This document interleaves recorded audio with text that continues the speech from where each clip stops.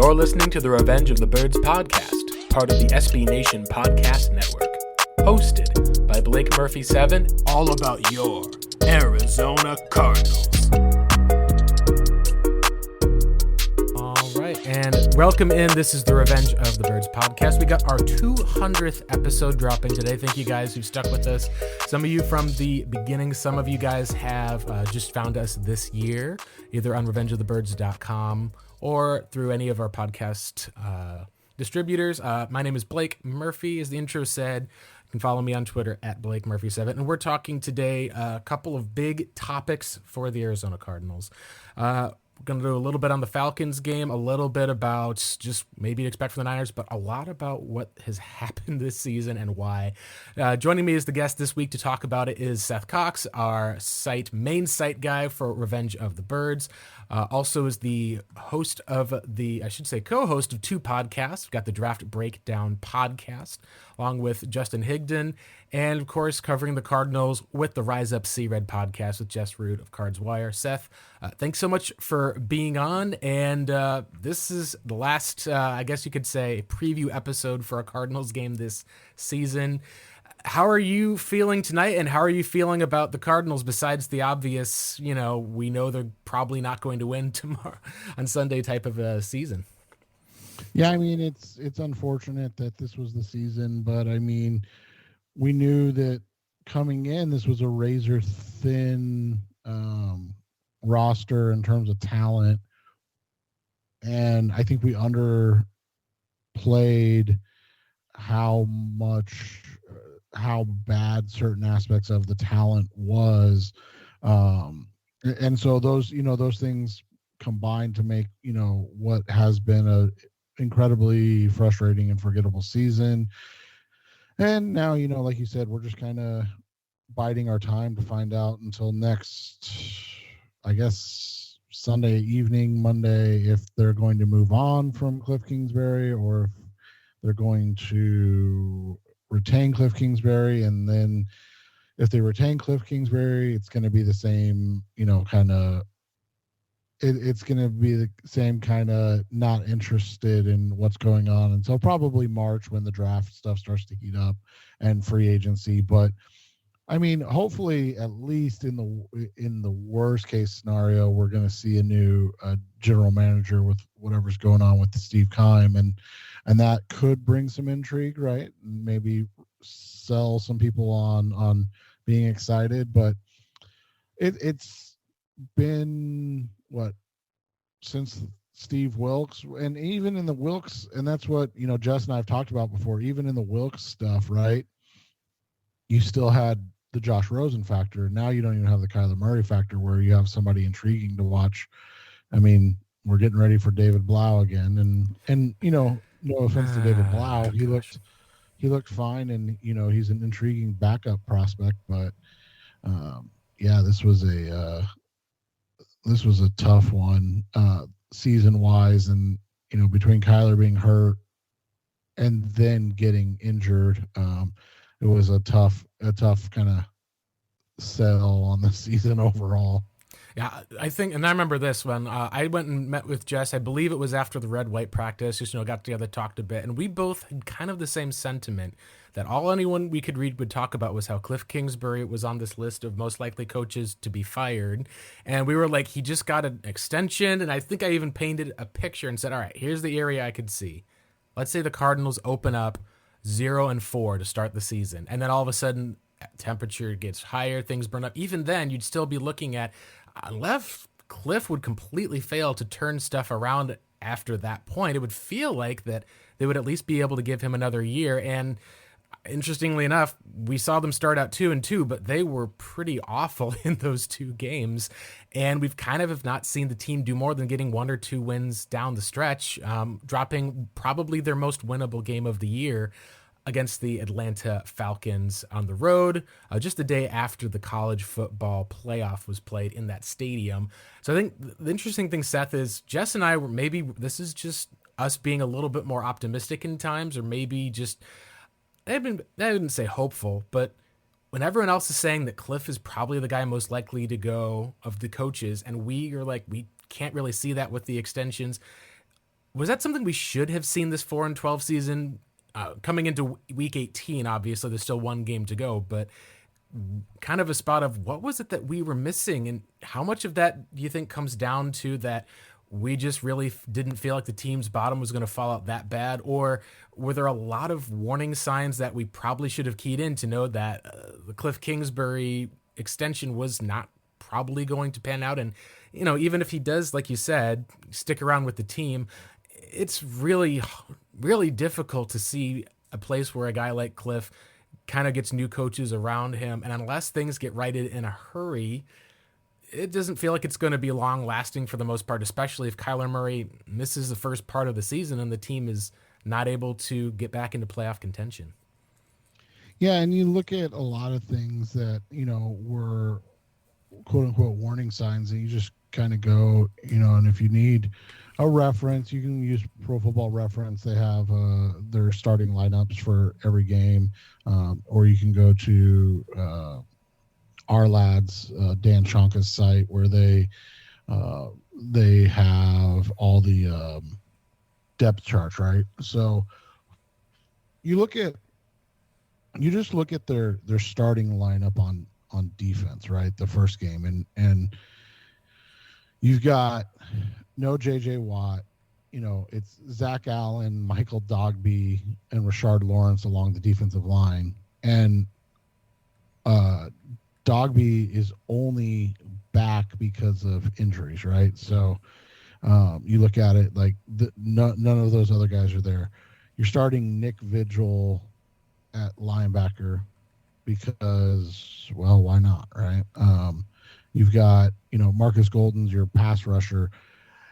And the strength of the team coming in and what we have honestly seen, the best job Vance Joseph has done has been with the secondary. And that's, they started Marco Wilson, Byron Murphy, Jalen Thompson, and Budda Baker. But you look at it, there's no Zach Allen, there's no Rashard Lawrence, there's no Nick Vigil, there's no Marco Wilson, or, did he play last week against Atlanta? I don't remember. Yeah, I believe that it was, but if I remember correctly, at least the Cardinals they had Jace Whitaker played a ton of snaps. So I think that if it was very limited if he played at all. Yeah, and then we have no Byron Murphy and no Budda Baker ending the season. So like, and you can say like, well, a lot of teams deal with injuries, but again, it's not that the Cardinals dealt with injuries. It's that they were thin to begin with. So, not having any talent outside of Zach Allen and JJ Watt rushing the passer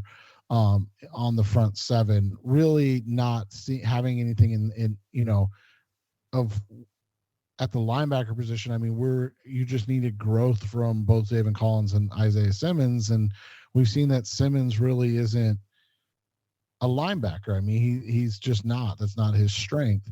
And so you look at all these things, and then you look at now like who you're starting and what your starters look like, and again, when a 33-year-old about to retire JJ Watt's your clearly best front seven player, that's an issue, and that's not a shot at JJ Watt. He's had a very good season, and if he was on a good team, I don't think there's much of a doubt that he's probably in the Pro Bowl. Yeah, he might make it with an alternate just because of the situation and because of the production. Like, it's not that you would just be shooing a guy with 2 sacks in on his last legs just as like a mercy thing. Like, he would be able to qualify potentially if the right people were like pulling out ahead of him. And that's something that's, I think, tremendous. You guys obviously talked about this is kind of his swan song type of a season that he wanted to have to go out on a high note. It's just unfortunate that you're not seeing that as the type of swan song in like a Super Bowl victory or something like the Peyton Manning or a Ray Lewis type of a situation. Yeah. And so that's just, I mean, so you look at it from there, and then you go to the offensive line, which is the other thing, right? And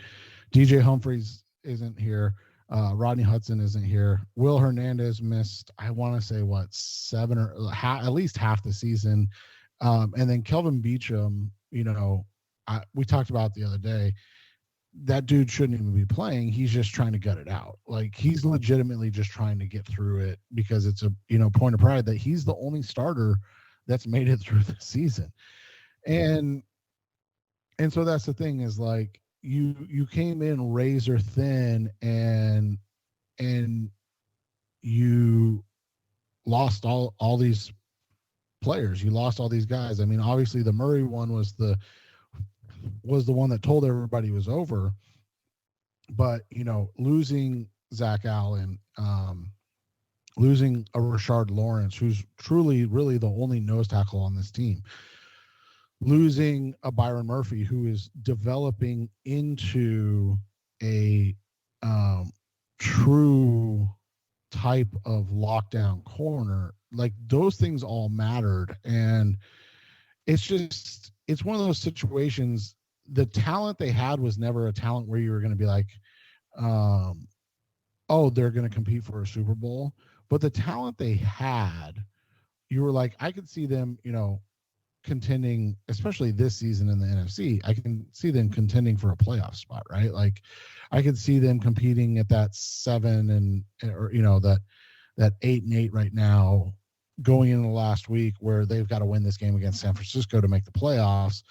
And yeah, you would be disappointed at 8-9, but you were in it till the end, and that's 3 of 4 seasons for Cliff where you're either in the playoffs or in contention into the last week. And the Kyler injury just basically put the kibosh on that, and it just made it impossible. And so that's the thing, man, is like when you come in with a razor thin margin, everything has to go right, and you just can't expect everything to go right in an NFL season. Yeah, and one of the things you're bringing up also that reminds me too of, I did check at least, it was Christian Matthew and then Jace Whitaker playing the 59 snaps at least with the injuries where Jalen Thompson, Simmons, and Zaven Collins all got dinged up during the game. And so then you're talking about a 6th-round rookie and a guy who is probably just got a spot carved out that he just lives in on the Cardinals practice squad. It seems like to be elevated for either special teams or some other need. I think a lot of what's unfortunate about this team, like you said, is that you felt like on paper they had a lot of talent to be able to compete. And while they didn't really have all that talent together at the same time, it really kind of goes into a lot of with the offseason in some cases and how they kind of treated some of it. I know that we've been able to hear from, based on the Weinfist ESPN article, that Keim wasn't in the building as much as maybe in the past. The Cardinals, you'd feel like you'd go days by at that hearing areas. They went into this year with 3 tight ends that they needed to basically bring in because they didn't have anyone on the roster. You mentioned obviously like Lawrence going down, of really just having him and Lecky Fotu. Even at cornerback, you can talk about how Byron Murphy and Antonio Hamilton, your 2 starters, are both going to be free agents at the end of the year. And, we haven't even talked about JJ or 5 of the guys on the offensive line basically being either in the last year of their deal. It feels like a lot of the areas of the Cardinals and how they constructed this roster was a very win now type of roster. And that's probably part of when you do see a bunch of injuries like that happen, you realize that there wasn't as much long-term planning and growth for the team moving forward. And some of that I think falls onto Steve Keim saying you got to go for it every year, but a lot, you got to feel like it does fall onto Michael Bidwell to actually kind of commit to a rebuild that, if we're going to be honest, he probably didn't even commit to, even when they did bring in Cliff to be able to go with a new quarterback, because I don't know if they were fully going to actually start from scratch with a rookie moving in. They were probably just hoping that they could fix the offense, get a couple things there, and get back right to winning. And it feels like that's a huge question, I think, with the team moving forward is this you got to buy a new car? Like, this is broken, or do you try to keep repairing some stuff and move on? And I think a lot of Cardinals fans have wanted this to be a rebuild, but is that taking it a step too far? No, I think it's been the need for a rebuild has been there. And that's the thing, is when you have a quarterback talent like Kyler Murray, you can buy yourself a down year and still potentially, like I said, compete. You may not compete for a Super Bowl, and hell, who knows this year? I mean, with how bad everything is, who knows what you would get. Yeah, we may have Super Bowl MVP Brock Purdy end up becoming a thing just with how play has been the last few weeks.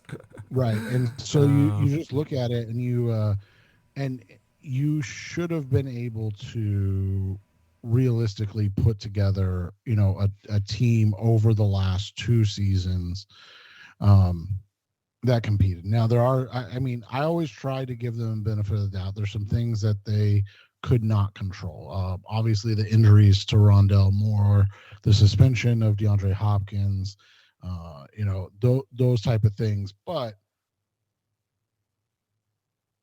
when you look at certain aspects, there's things that just are perplexing if you're an Arizona Cardinals fan or any fan. And the lack of attention to offensive line in terms of drafting and developing. And people always say, well, they always draft 2 or 3 linemen. Yeah, but on day 3, and those guys, I mean, realistically, the chances of them being successful are slim to none. Their only investment along the offensive line in the last 7 years has been DJ Humphries, and then a guy in Josh Jones who's playing really well now that he's getting an opportunity. Yeah, and he rode the bench for a couple of years, and as a result, you've got DJ Humphries locked up on a new contract when that may have been a natural place to be able move to on. take a young talent, plug him in, move on, and then be able to benefit by suddenly now you can sign another tackle either in free agency or bring someone else in if you want to and be able to allocate that money to someone who's, either going to have some fresh juice or get a 1-year deal, see if the guy's able to stick. It just has kind of been that type of area of, it feels like the Cardinals get very close with some areas and degrees, but it also feels like that the whole picture has not quite been there. And I like to think of it kind of getting summed up with the biggest non-move, I think, for the Cardinals this year, which was that they didn't really have a backup plan behind Rodney Hudson. And a lot of that comes down to, you kind of can see the pieces of a plan. Like, all right, you get your receiver, you weren't going to draft a rookie, you got Marquise Brown. All right, cool. He ended up being probably, I'd say, a great value for the trade. Obviously, there's injury, but up until that point, he showed that he could probably be a number 1 receiver with Kyler Murray. You get to round 2, and they take a tight end, and I think it's interesting to go, hey, like, I understand the lack of developing or bringing in a tight end. Zach Ertz is 32. Like, this is something that the Cardinals have not really done before, and is invest into a young tight end, but it came when they had 2 third-round picks, and you saw the Eagles kind of swoop in and take a guy that they thought was going to be there with one of those earlier picks. And then you realize just how crucial that was when Rodney Hudson kind of ends up, unfortunately for a lot of fans I think I've seen, have kind of given him a lot of crap for trying to play through. And what seems to be a guy who is retired gets called back to duty and can only make it through a couple of games, because right now I would say that I wouldn't be like the most stunned person in the world, but I would be like very, very shocked if Rodney Hudson was even active. Don't even forget playing, even active on Sunday. It just seems like that's just something that they tried, it didn't work out. And it feels kind of like there's a lot of those types of areas and moves the Cardinals have made.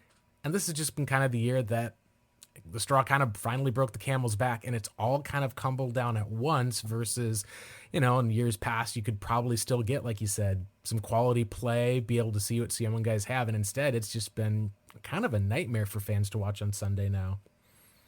Yeah, and it just makes it makes it not fun to watch, to cover. It doesn't give you anything to look forward to. And then you do have the question of what are they going to be able to do this offseason? And that's what the question becomes more than anything, is like, what are the moves that they can make and how do they get better? And there's just no clear answer, because everything's just so murky, including the situation with Steve Keim. And so are they going to move on from both Cliff and Keim? Okay, that's fine. Who wants the job? I know, and those are all things that you have to think about as you go to make those decisions moving forward. And I mean, let's be honest, they outside of maybe 1 or 2 years here or there, the 3-year run with Bruce Arians was the most success they've had, and that resulted in one of the worst losses in NFC Championship game history. So it's not like there's a high bar to be set. You just have to figure out who wants to be here to be part of a culture change? And that's, I think, the biggest question mark, going into this offseason. Yeah, I think that's one of the areas to look at. Let's talk a little bit with just some of the areas also on the coaching, because I think that Cardinals fans, and I think you and I, we've gotten to the point where it feels like, all right, this is probably the time that you need to look at that culture change. A lot of that obviously stems from having one of the most drama-filled off seasons that you can remember it, and unfortunately that's carried over into the season, where you've been able to see, at least, like, it feels like we go every 2 or 3 days there's something else about the Cardinals that would pop up in the news. It would just get to the spot where you would eventually think, all right, at least this week things are over, we can focus at least on the upcoming Falcons game. And then of course JJ Watt announces his retirement from the NFL in an unexpected time. It wasn't the end of the season, it wasn't even before the home game to say goodbye to the fans. In a way, it was kind of going into the last 2 games of his career, in a way that I think it wasn't necessarily blindsiding, but I think we can at least agree that he probably could play and get a new contract, go back there at 35 years old, and he may be able even to excel again for another season or 2. That's just one of the things I think a lot of people can look at, where, unlike the Larry Fitzgerald retirement, this one kind of feels, and it stings in a bit, because the era of Cardinals football that had JJ Watt in it is not going to really be remembered for that 7-0 start, where we were talking about just how lucky the Cardinals were to be able to get all this talent together. Instead, it's kind of going out with a whimper, and the idea of everything that you did is kind of wrong and you got to start over. I feel like that's just unfortunate, at least for not just, I think, the fans who are watching the game, but I feel at least for the players, in a way, because it is something where, if you think about how hard it is for a fan to actually sit through, like you said, for us to go through one home team win in the last calendar year, it's got to be even harder for the players and the people who are there. And that's part of where I think that reset is something that's just needed, if nothing else, just to be able to get a spark of hope into that building for the guys who have, like Buda Baker, been laying it on the line each week. Yeah, and you just got to show these guys that you're serious about whatever it is, you are trying to pursue, and that's been a consistent issue, man. And like you said, when you have the mentality of going for it, it creates a short-sightedness in how you do things. And I got it with Bruce Arians because of his age, and he didn't want to dilly-dally with things, but like Keim, especially with all the extensions he's got, he should have known that he had the opportunity to address and change things. And I don't know if that's an edict from up top that, hey, don't ever make it look like we're trying to retool, so to speak. Keep the perception that we're going for it every year. And it's like, any fan knew that you weren't going for it this year. And again, I go back to it, like, this roster was built, like, its ceiling was built to be like a 9-win team. And if that's your ceiling, then you're not going for it. And I'm not trying to like sound negative when I say that, but it's just realistic. And there's nothing wrong with having a 9-win team if you're, if your first round pick was Tyler Linderbaum, right? And now you're saying like, hey, we were without DeAndre Hopkins for part of the season, but we developed Tyler Linderbaum. Now, we're expecting him to be one of the best centers in the NFL. And so what we're looking to do next is add, a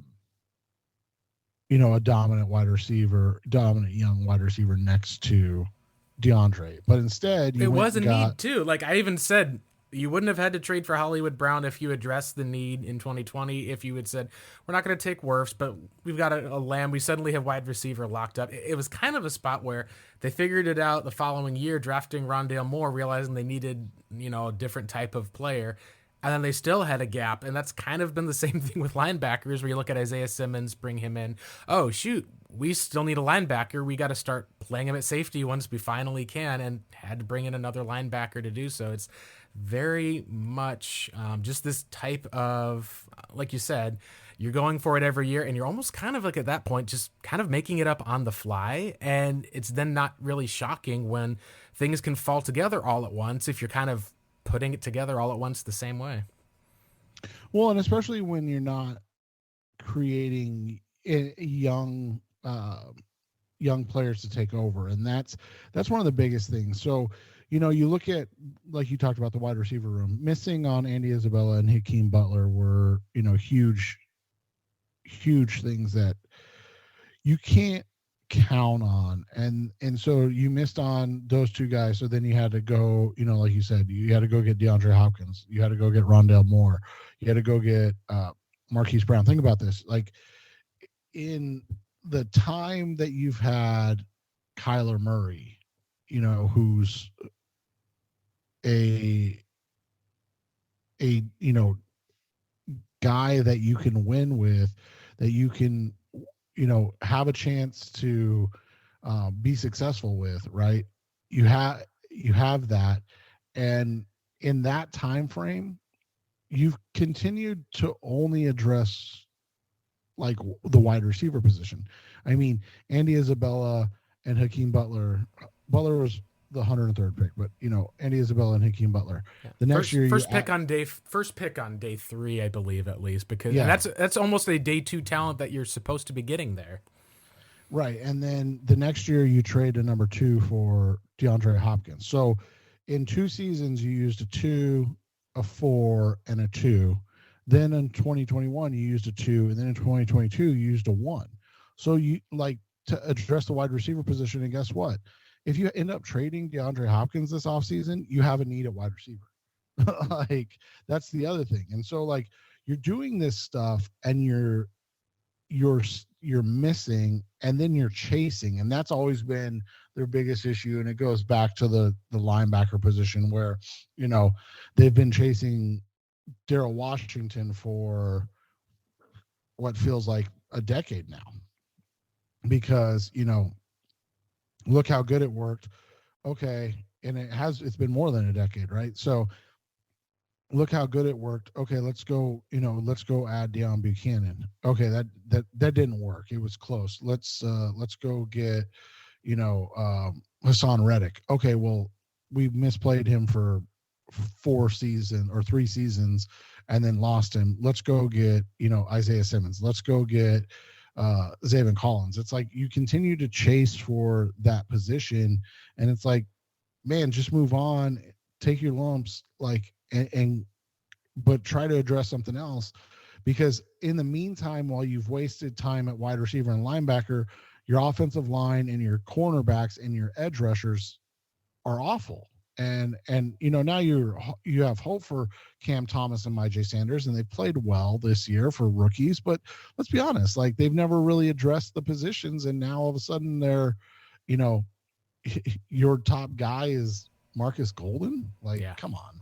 Yeah, that's again a 30-year-old guy who was supposed to essentially be the number 2 pass rusher, and so you can then look at the Cardinals not using that 3rd-round pick to move up to help their offensive line, because they knew they kind of had to get a Cam Thomas in there and had to get a Myjai Sanders in there. But then you double down on both of those players, and you don't pick again until round 6 because you desperately needed a cornerback the year before, so you traded that pick away. It's more of just, I think, with a lot of the team building, it feels like there's 2 areas, I think, at least. Like, we're talking about they have issues where they stumble on the same position multiple times in a row, and that's kind of that doubling down that it's essentially an opportunity cost. You say you're going to take an Isaiah Simmons for the defensive side, you're going to pass on a Tristan Wirfs. It's being able to obviously fill in and get the right cost.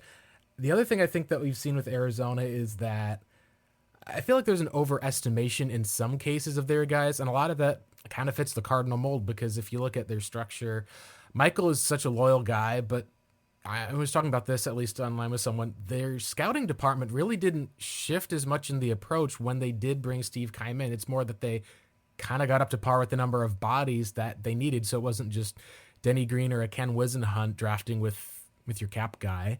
And since then, just by having so many guys who've come from within and seeing guys maybe move to other organizations who came from good places, you kind of are in a spot where there's not that many people who can tell you that, hey, you're probably not going to be best off drafting so many wide receivers year after year after year. You're just probably going to be overestimating either the needs. And I think a lot of that all stems from just, you look at the Cardinals and how they've not been able to kind of put wins together. And I don't know if it's a fear of losing relevancy, but it does kind of seem like if you kind of go for it every single year and you're not willing to take their lumps, it has me wondering, like, is this kind of the year where Kyler's almost an excuse to where you're not really necessarily choosing to kind of take your lumps? Like the Cardinals have always had a down year every once in a while. It's popped up and then gone back to somewhat average. Is this maybe kind of a time to essentially just say, hey, we get an excuse now with that injury to kind of maybe burn it all to the ground, bring in someone who's going to have no expectations? And in a lot of different ways, it kind of feels like it's almost a positive thing in some regards if they choose to take that approach. And maybe the worst thing possible if they still try to force, a guy like Murray back because they have to win now while he's coming off of a brutal, serious knee injury. Well, I think the other issue has always been, the idea, to your point, that you have to win every year. And I've talked about this before with, San Francisco, especially with Kyle Shanahan, right? Like you look at Kyle Shanahan's career as a head coach, and he was 6-10 and then 4-12, and there was never this like, oh, this 4-12 is unacceptable, you're fired. Like, think about that. He went 6-10 and then 4-12, and the 49ers were like, no, we got our guy. And then they went 13-3, went to the Super Bowl, right, and lost. And then the next year they came back and went 6-10 again, and nobody really batted an eye.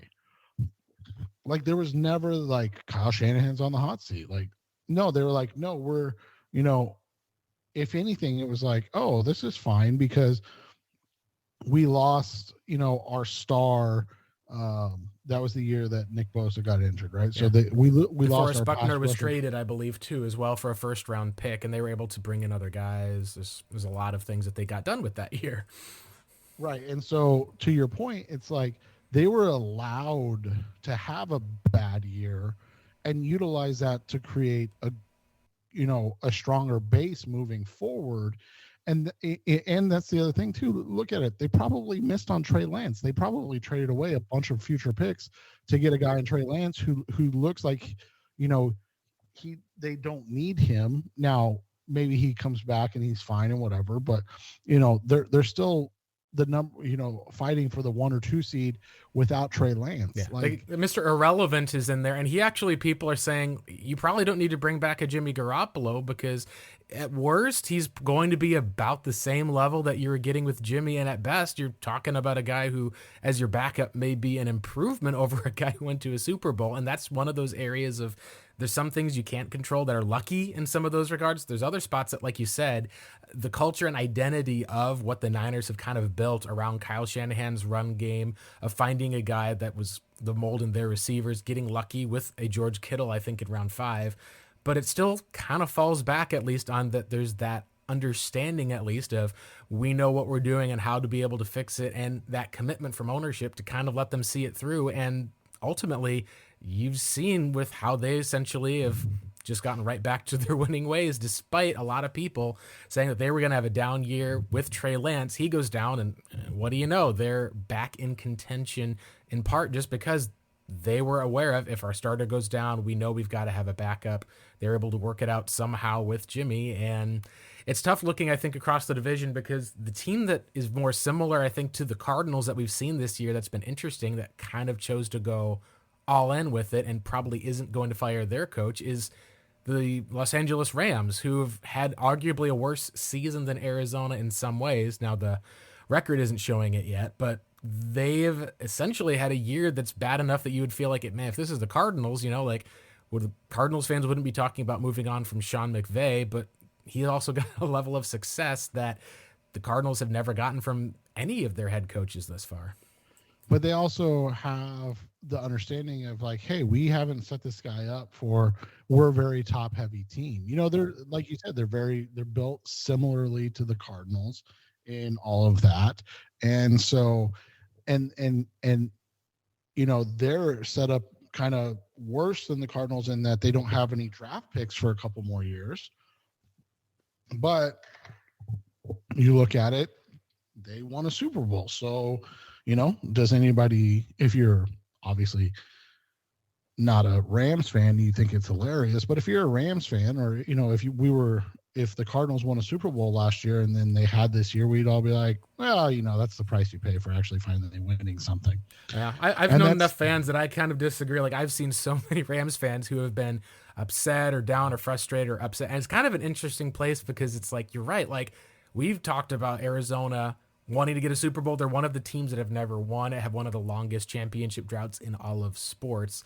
And yet it kind of just shows that there's a lot in the moment that just really shows that, man, we really are just kind of going through stuff day by day and not really going through with having not necessarily even a plan, but you just go on an emotional whim for the most part. You feel good, you feel bad. And I think that's a lot of the stuff that's in the NFL that's difficult to look at, is because you look at a lot of the teams that know how to do it well, and then you look at teams that have a coaching problem with a decent head coach and it's time to move on. And owner hires a friend to kind of take over as an interim, and now you're seeing a lot of people get mocked excessively, even with despite of that, kind of ruining some of whatever success you might have had from what was kind of been an interesting story this year. And I know that's not necessarily the Cardinals story, but like you said, it kind of gets into that metaphor back of the car of what ends up being stuff that you need to rebuild from the ground up, and how much of it is just kind of trying to, put a new Mustang engine into this old beat up Pinto is kind of, a little bit maybe of the metaphor you can see there. And it's going to be very interesting, I think, to see at what point do you kind of end up waving that white flag and just be able to kind of give in, or if you just kind of continue to keep doing things the same way. And it's that insanity of doing things over and over again, almost the same way, and expecting different results each time. When I think we talked about it pre-show, Cardinals get 3 years or so that they build up, get success, and then floor falls out from beneath them. And so like wondering, why did that happen? And really, we should have seen it coming.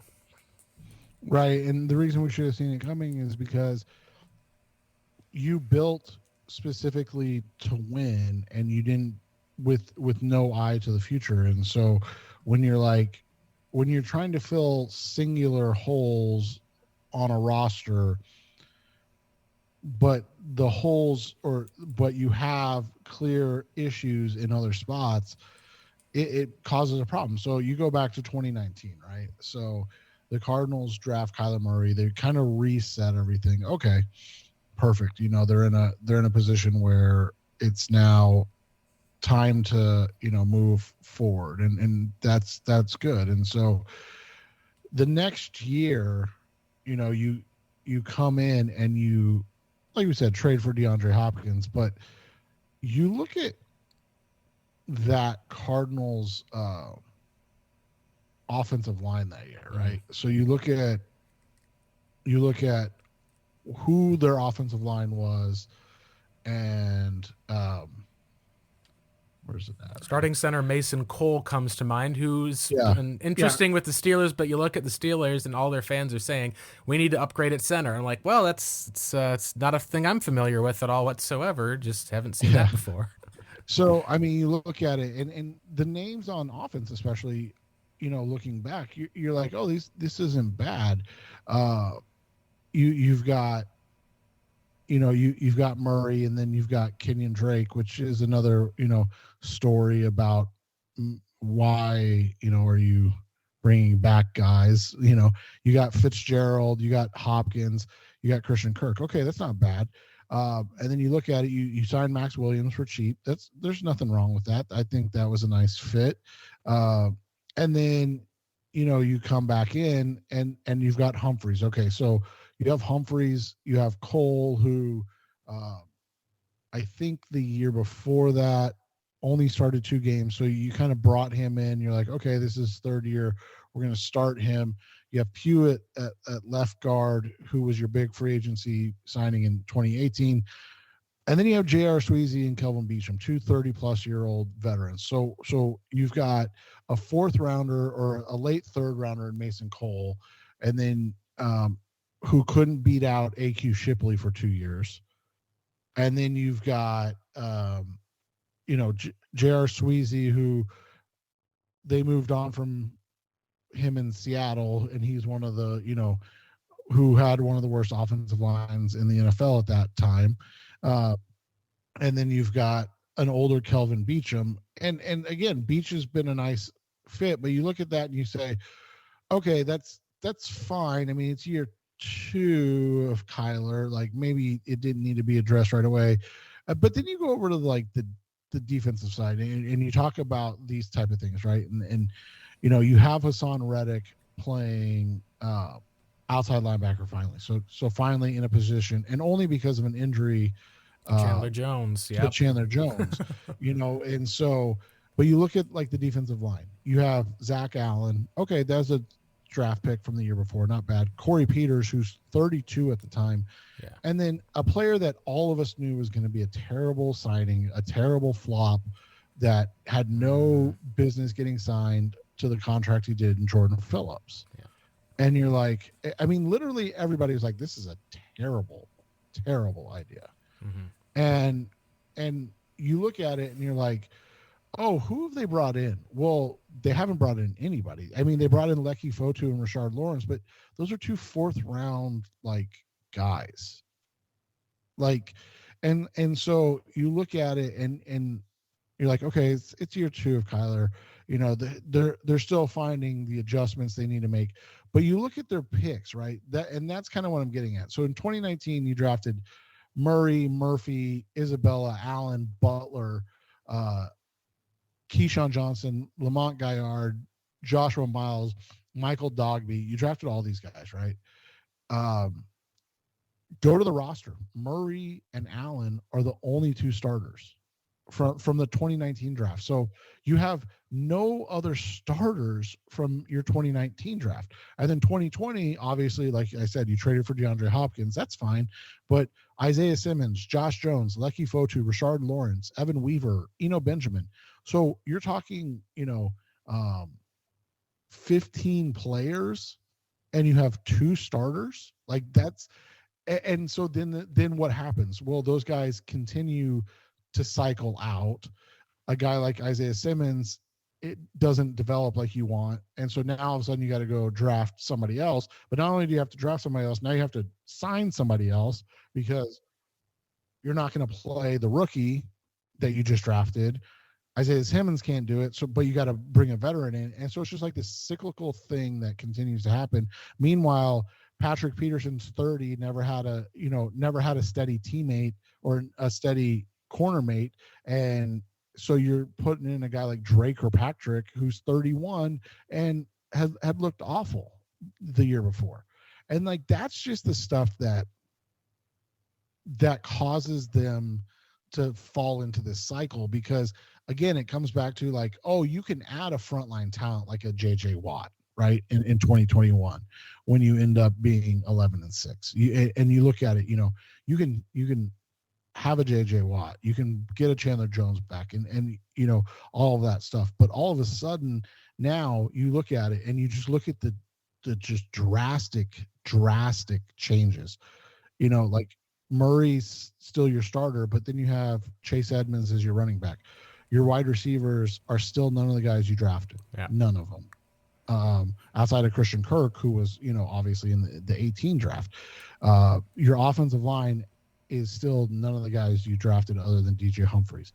Your defensive line is still only Zach Allen oh no, Zach wasn't starting because they brought in JJ. Sorry. They brought in JJ. Nope. Yeah, Zach Allen didn't start until there were injuries later in the season. That was the first time that we were like, oh, Zach Allen's healthy and he's actually starting to make an impact. This could look good. And then he blows up this year. And you kind of recognize that some of those early steps that we saw was both a combination of injuries and other places. And it wasn't quite the Kevin Minter, sits for like 3 years and then starts in his 4th randomly. It was more of, you could kind of see at least the team's ability to be able to draft and develop players, and how guys didn't get that chance really for the most part until later. Or in the case of a Byron Murphy, they kind of had to work through being the worst secondary in the NFL and then be able to make sure that you could play in a lot of different areas of strength and give him that time to be able to actually see it pay off. And unfortunately, it's in a contract year where you get the guy for 4 years. And it's the same case with Hassan Reddick, where you suddenly have a decision to make on a player that you probably should have known of before going into this season. Right. And that's just what it is at this point. And so now you've got, and that's why I said in that 21 season, you look at it, you end up with Byron Murphy, rookie Marco Wilson as your corners, and it's like, Yeah. how does that happen for a team that's supposed to be competing? Oh, because you've never addressed the position. Mm-hmm.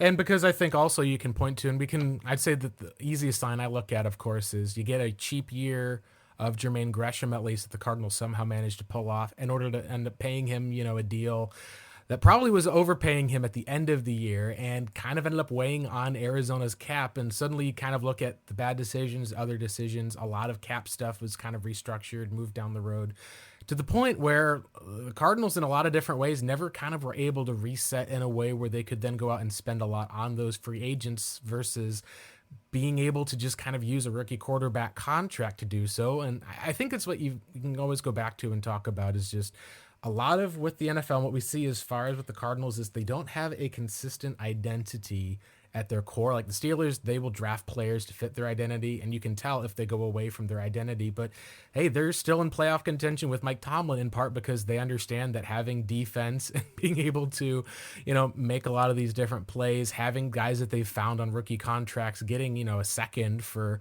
a Chase Claypool for the most part, instead of having to pay a guy who's made next to zero impact since maybe I think his first year. It comes down to a lot of the case of the Cardinals have just not really drafted star players. And so as a result, they're having to acquire star players from elsewhere. And I think that's kind of the biggest theme. If I think I look back at this era of Cardinals football is you kind of have a star draft once or twice, but a lot of other teams are able to kind of at least, whether it's finding a larger size star or getting lucky in different ways, they're at least able to find those kind of core role players that are able to fit into some of those cogs of the machine. And it really feels like for Arizona, those guys have been Steve Keim's 1 year free agent signings that turn into something more, or hey, and that didn't work out, with signing a right tackle, or so let's go out and sign Justin Pugh to a 4-year deal. And it's kind of been that case, I think, of like you can say of when you don't draft star players and kind of replenish that talent, you're always making trades, always paying guys. At some point, we've seen it catch up with the Rams this year, and they don't have any draft picks left. For the Cardinals, fortunately, they never went all in as far as draft picks go, but then you kind of feel like you almost wish that, if they could have at least committed, at least go and commit forward if you're going to go through versus, all right, we're going to give up a 4th for Marco Wilson, a 5th for Zach Ertz, who's on a different team. It really does kind of feel like there's that tentativeness of the Cardinals to never truly want to, I guess you could say, just flush the team for a season and be able to kind of commit to whatever that identity is. And I think that ties into the coaching stuff as well for how disjointed it's been at the coaching spots. Well, not just that, but I think your point about what is the identity of this team, and you brought in a coach who was supposed to implement an identity, and let's be honest, it just never, for whatever reason, and you and I have theories, and once if Cliff gets let go, we can have those conversations. But the reality is the identity never took hold, and so for that to happen, it's like that comes back to something we've talked about before about it's really hard to have an identity when your coach is not able to make coaching and personnel decisions. And so there was it just seemed like the further away it got from 2019, the further away Cliff and Keim got on in terms of being on the same page. And then, like you said, with the ESPN report that he's not able to, or he's not in the building as much. Now all of a sudden you've got the reality of like, oh, well, then who's making the decisions? How are these things happening? And it just, I mean, all of a sudden it just means to me that this was just not a sustainable situation. But at the same time, you couldn't just blow it up after an 11-win season because you're the Cardinals, and let's be honest, you had never had an 11-win season, or you hadn't had one since 2015. It was only your second 11-win season ever. Right. And I remember that time. I think I remember talking. We went to like the same weight loss like treatment center, at least as Vince Marotta, Dan Bickley talked to them a little bit during then. And I remember that Vince said, "What do you think about the contract extensions?" And I said, "I think that Michael's trying to fit Cliff, Kime, and Kyler together." And I think that you're trying to fit those together, but it's like a jigsaw puzzle, and those pieces you can squeeze all you want. It's just not going to fit long term. And I just didn't think that it was going to fall apart at least so quickly for each of them. I thought it was going to be more of a, all right, we're getting the end of year two. This probably isn't working as much type of deal. And maybe some of that even falls onto, we can talk about the coaching, since that's something I know has been interesting as far as that's going to be the hottest topic, I think, for Cardinals fans this week.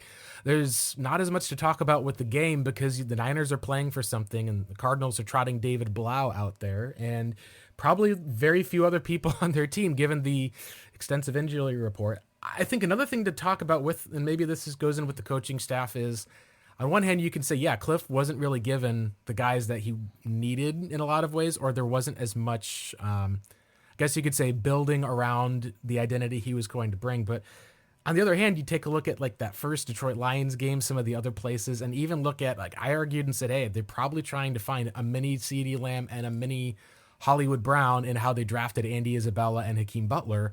And you take a look at that and say, all right, but that didn't work. Like, whatever the identity they were trying to build toward, part of it wonders is, was this kind of just missing, at least for the most part, or was it just they were just, I think, building around an identity?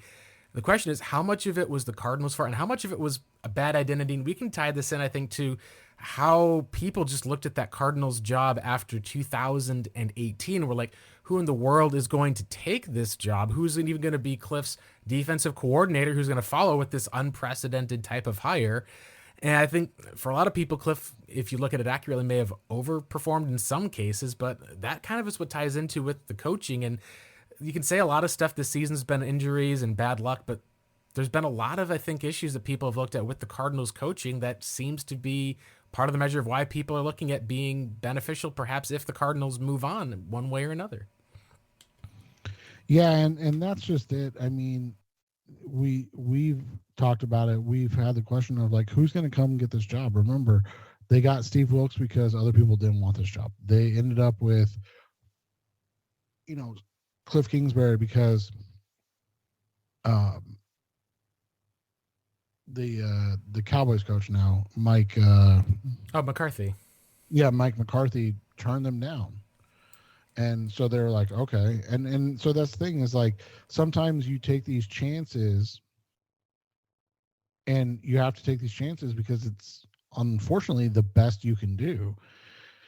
And, so that's really where it comes down to and what it comes down to. And we'll see how it ends up. But the reality is that this is the situation where you mentioned it before. They brought out, or they brought or hired Kime from within and didn't really do much to change how the inner workings of the Arizona Cardinals were run.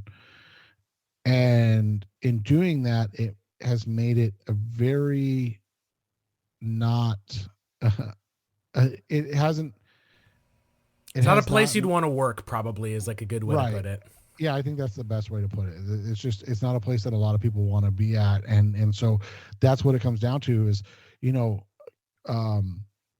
old partner, Johnny Venerable, tweeted out the other day, the Arizona Cardinals need to come away with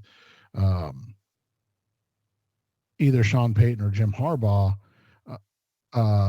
in this coaching cycle if they're truly interested, blah, blah, blah. And Kent Summers, who's, covered the Cardinals for probably as long as I've been alive, at least as long as you've been alive, he responded that, or they need somebody that's going to change the culture, and he listed a bunch of guys. Okay, well, but here's again the question: who wants to come in and do that, and who are the guys that are willing to give the Cardinals that chance, and do they feel like they have that ability to change the culture?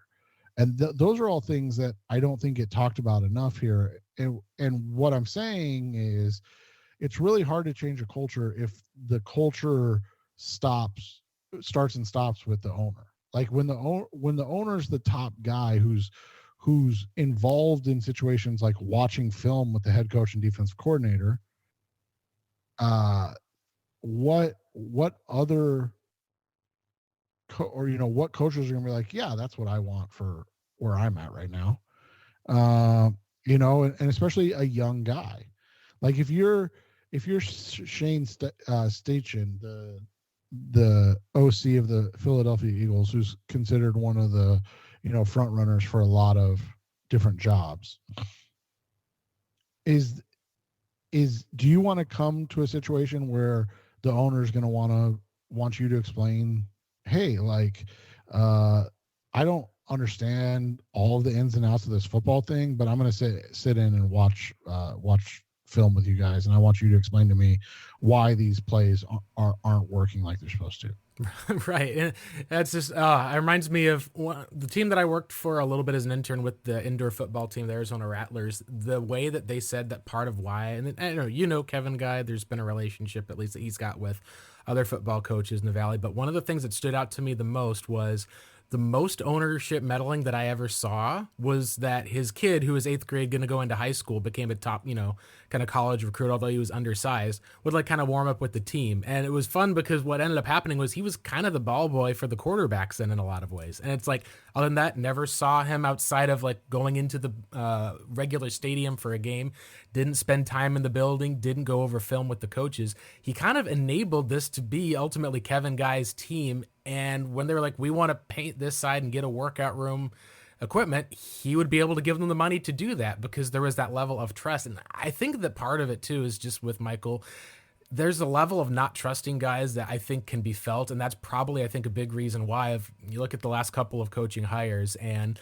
Cardinals don't get any of their top guys, end up with Steve Wilkes. But even the Cliff Kingsbury saga, there's a huge argument you can make now that, if Cliff is offered the Jets job, you probably can say the Jets have been just as terrible in a lot of different ways with how they've set their culture. And unfortunately, at least, it seems like the Kyler Murray being eligible with that number 1 pick is probably a big reason of even getting a Cliff Kingsbury who is able to, in a lot of ways, like kind of start some of that Cardinals turnaround to a point. And it'll be very interesting, like you said, to see where it goes from here, because we talked about it on for a long time on end, I think, with a group text thread about would Brian Dable, if he became available, should the Cardinals fire a guy like Cliff and go and get him? And I think the answer that we kind of came to was at least this current iteration with the Cardinals, maybe a new GM changes some stuff, maybe, seeing a lot of this stuff in Hard Knocks changes stuff, but it just feel like at least that Brian Dable would not be a guy who would come to that 2022 Arizona Cardinals team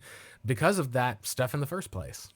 Right. That was the thing, is like, that was a package deal for the Giants. And that's the culture change that kind of people are missing when we talk about it. It's not just the head coach, but it's a guy like, and I don't know who their GM is, but the guy that was with the Bills and obviously hired Brian Dable. Should be Joe Schoen, I think, at least. I'll see if yeah, the Bills and that's just that's just what it looks like, and that's just who they are, and that's they're able to do that. And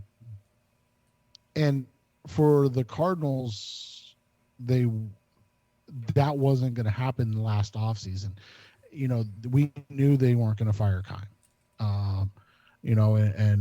And now maybe they do fire Keim, and that's a different situation, and maybe you're able to, make some changes and whatnot. But like, Joe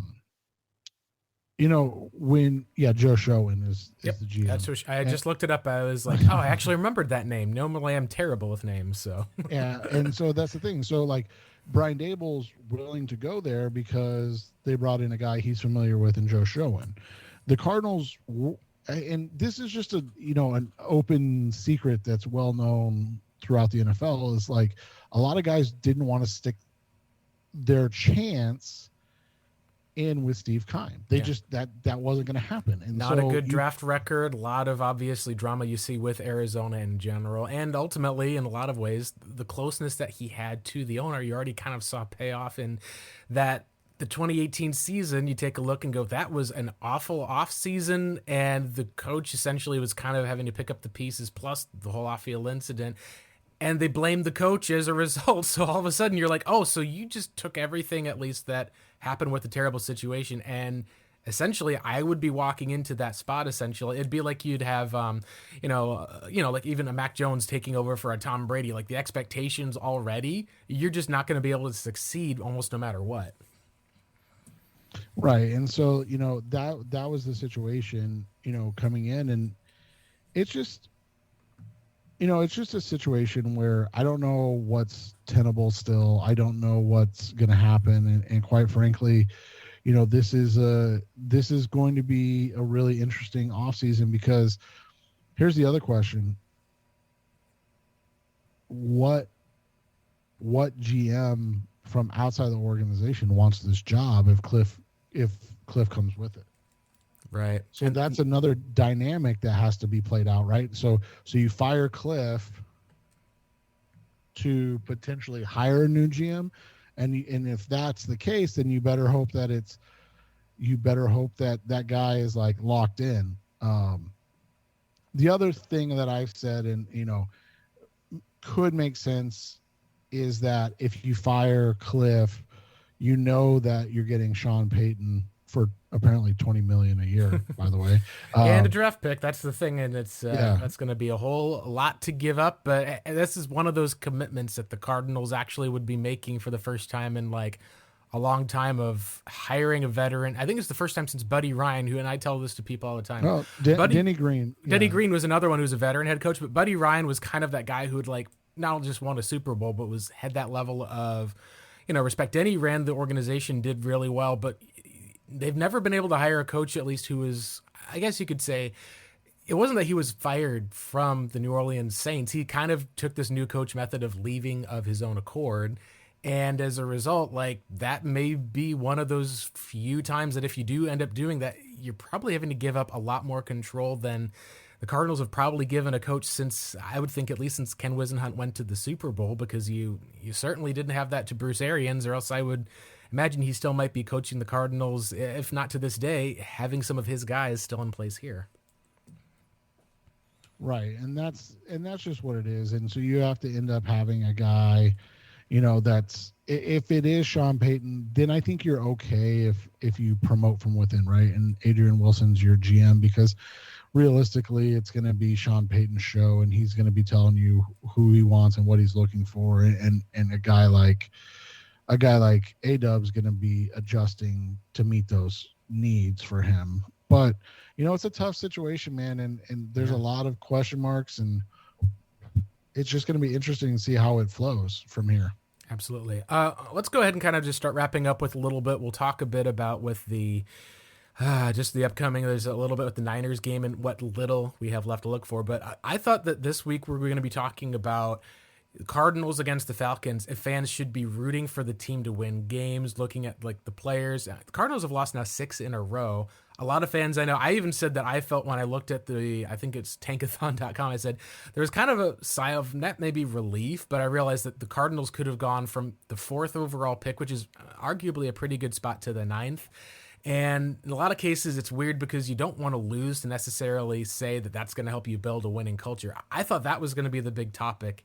Instead, there was just this kind of growing push from a lot of people and the fans about wanting to move on from DeAndre Hopkins, about having to be able to trade him. And I did some research and saw that he's got a no trade clause, but it was also kind of a weird area of, this is kind of considered one of the greatest draft trades of all time, or I should say trades in general, of just David Johnson and a second and a ham sandwich for Hopkins. And we saw the impact almost immediately for the Cardinals and the Texans. I just think that Hopkins, obviously, since he's got that no trade clause, it may be more his decision if he wants to stay with the Arizona Cardinals. But I thought it was fascinating to see how, and maybe this is something that I've seen with a lot of Cardinals fans, because it was kind of reminiscent of, in earlier times where Larry Fitzgerald, the loyalty sticking around.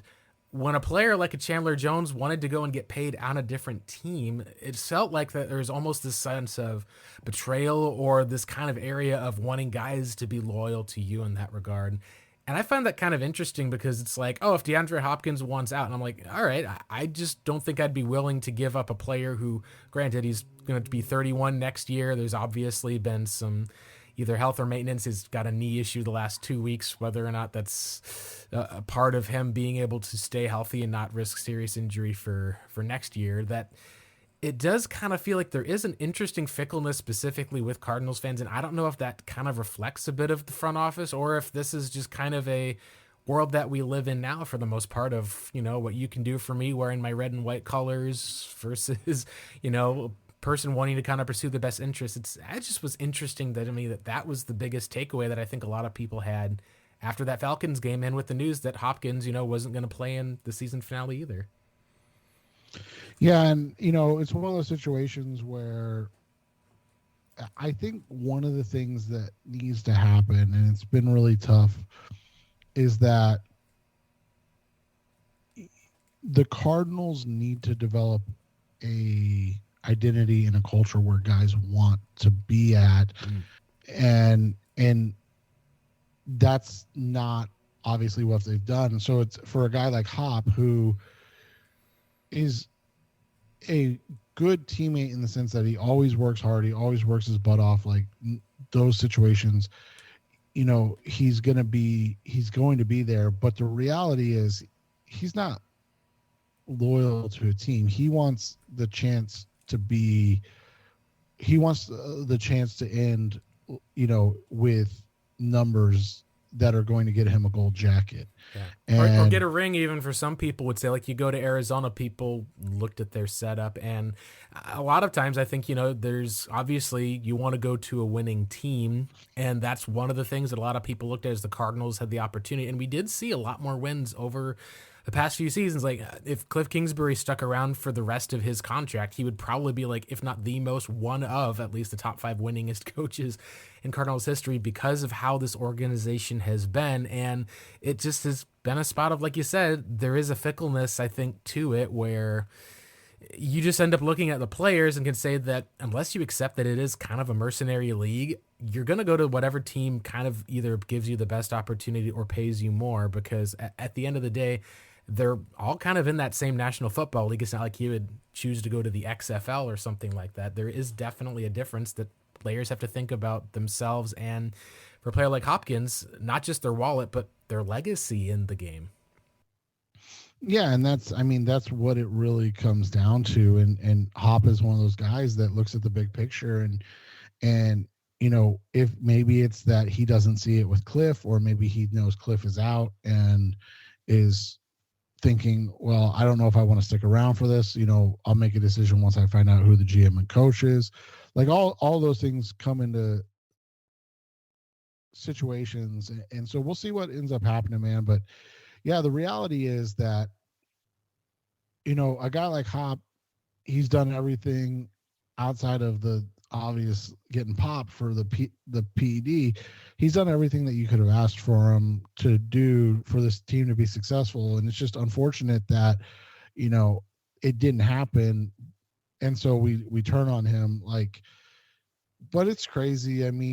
Like you said, people want the Larry Fitzgerald situation, but the Larry Fitzgerald situation's unique in the sense that Larry was getting paid money that nobody else had ever been paid before in that situation. Yeah. Because they didn't trade him to the Eagles. Like, we would have an entirely different narrative if the Cardinals had accepted that trade request at the time where they had to, make a decision on paying Larry Fitzgerald. And it turned into one of the largest quarterbacks, or I should say one of the largest non-quarterbacks deal we've seen in NFL history.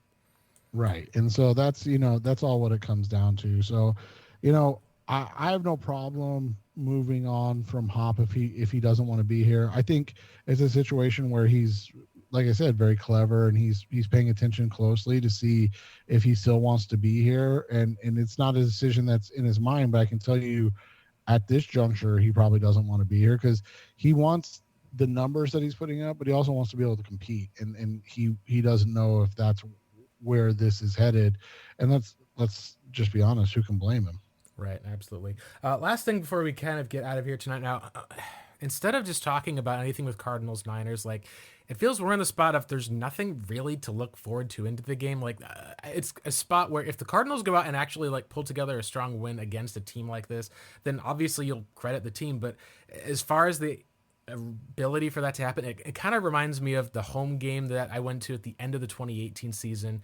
You're playing the Los Angeles Rams. You got blown out completely by a Sean McVay team, lost like 30-9, and it just kind of felt like that was going to be the cap on the Steve Wilkes era in some different ways, because you just kind of knew that one way or another someone was going to have to take the fall for that season, because it was more than just a Mike McCoy type of issue.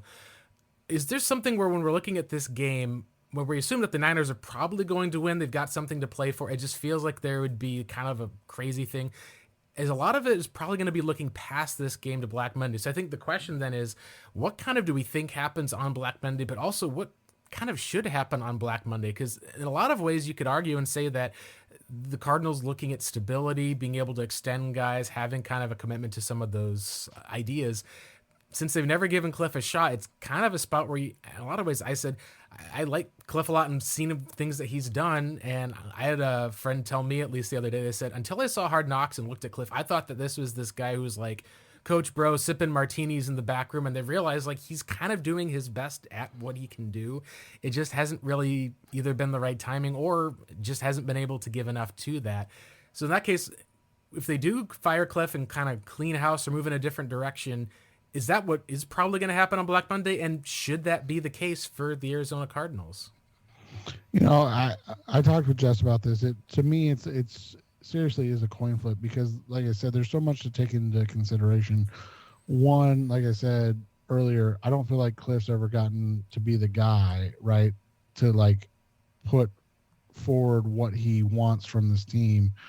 And then, you know, but if the GM hire that keeps Cliff is just A-Dub or Quentin Harris, and again, I don't want people to think I'm taking shots at those guys. I think they're fantastic at what they do. They probably, you know, deserve a spot somewhere, but like realistically, until it's someone from the outside, the culture is still going to be the culture, right? Mm-hmm. And so, you know, that's what I come back to is like, if you're wanting a new culture, it's got to be something different. But the reality is too, I don't know who's going to want this job.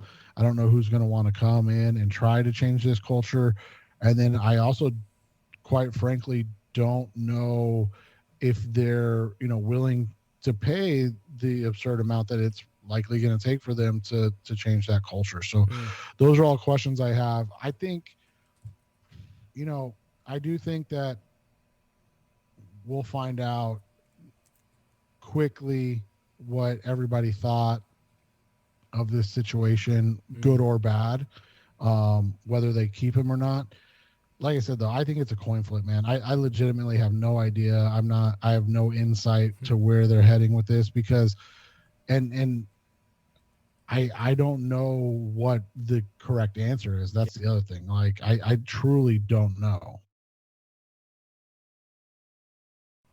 Yeah, I feel like there's times you can at least tell from just whether it's the fan base or maybe even just from media covering it, there seems to be kind of a spot of, I don't want to say that they kind of make it happen because I don't think that's accurate, but there ends up being a bit of maybe a sense of foreboding or something. And it feels to me like in a lot of different ways that I think that you're right on about what probably should happen. And this is, you know, you can, you know, quote it all you want, but until it actually happens, it makes a difference. But there's the whole Michael Jackson song about like, you know, looking in the man in the mirror, making a change. And I think I agree with you of this is kind of a season where Michael Bidwill's kind of had to take a look in that mirror and realize there's not something that's been very pretty in that Cardinals team that they've spent all these years together and kind of finally assembled like this version of a team to kind of go on and be able to compete the last couple of years. And at most, you kind of have an 11-5 record and a team that's got a lot of regret at the end of all of it. And I think there is going to be some form of a change that's going to have to be made. And maybe you're right about maybe that type of a change isn't something that's going to be possible until, ownership kind of makes some changes or commitments. I've said I would prefer to at least have him go and hire a team president at the end of the season and then kind of make that as the sign of stepping back a little bit, just to kind of make it more public that that's going to be kind of the indication of things changing a little bit by actually handing some of that power over. But maybe there is a little bit that comes up to it with luck. Like, the Rams didn't change out their GM and their owner stayed the same for the most part. They had all sorts of other drama, but they were able to bring in a culture changer on offense who was young with juice, who has a brilliant memory. But they also were able to bring in a former Cowboys head coach, Wade Phillips, to basically run and perfected really good defense for a number of years that was able to get them to one Super Bowl and win another. And I think at the end of the day that this coaching hire for the Cardinals is probably going to be one of the most, we can say this every time as a coaching hire, but at least in this one in particular, given that Kyler Murray is still at 25 years old, coming into one of the most I think I should say one of the most important off seasons of his life, of having to go through, never been injured before, having to kind of rebuild, having to maybe even, learn that he can't bail out of the pocket the same way that he did, as far as being able to have to go through in a different spot with potentially new offense.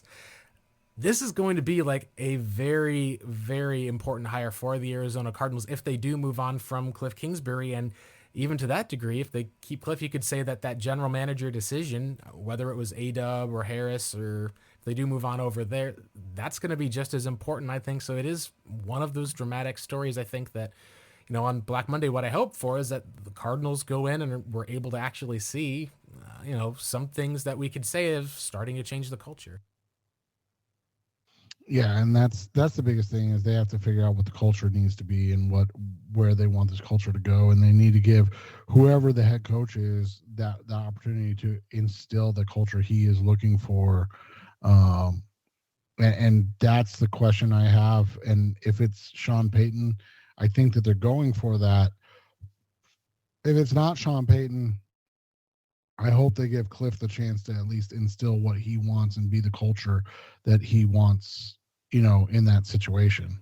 Yeah, absolutely. At least we'll see. There's going to be probably other names that pop up for Black Monday, but that will wrap it up for us. It's not the happiest, I think, show or edition, but when you've lost 6 straight and you're going up against a team that's playing for the number 2 seed, it's kind of hard for the most part. I know there's going to be plenty to talk about with this offseason here on the ROTB pod. Before we go, Seth, if you just want to kind of go and shout out, plug some of the work you do. I know you've got a awesome draft breakdown podcast that you do, the original draft breakdown podcast, mind you. For a lot of our listeners, they're going to be listening to draft content almost as soon as the season ends, and we hopefully know who the new coach is. Why don't you go and do a shout out at least to where people can follow you with some of that stuff you do with Justin, as well as your show with Jess? Yeah, so the original draft breakdown podcast, we're on any of the sites you listen to a podcast. We do have a Patreon if you want to follow. $2 a month gets you all our extra podcasts. $4 a month, we wrote about every single bowl game, prospects to know in those bowl games. It was a lot of fun. It'll be a lot of content coming up over the next 4 months as we get ready for the 2023 NFL draft. And if you're a Cardinals fan, there's a lot of good stuff in there. Justin and I tend to slant more towards Browns and Cardinals stuff because that's who we follow. Little.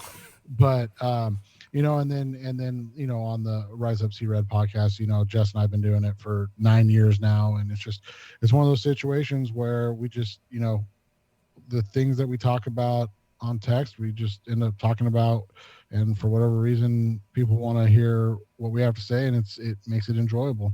Yeah, absolutely. Yeah, thanks again for joining, Seth. Always, you can check the workout at Revenge of the Birds. I can also attest to, I've been a subscriber on that Draft Breakdown podcast as well. It's more content, and I read as much draft content as I can when it gets to draft time. You guys have got so much out there for that. It's really an awesome way to be able to get prepped for all the other stuff. But that'll be it for us. You can follow our podcast again at revengeofthebirds.com, as well as on Twitter. Got our show Twitter account. That's at ROTD pod. As always, you can follow me at Blake Murphy7. Drop me a line. Excited to talk about what could be maybe the start of a new era of Arizona Cardinals football, or at least let's hope that it is. For Seth Cox, I'm Blake Murphy. Thanks again for joining us today, and go Cards.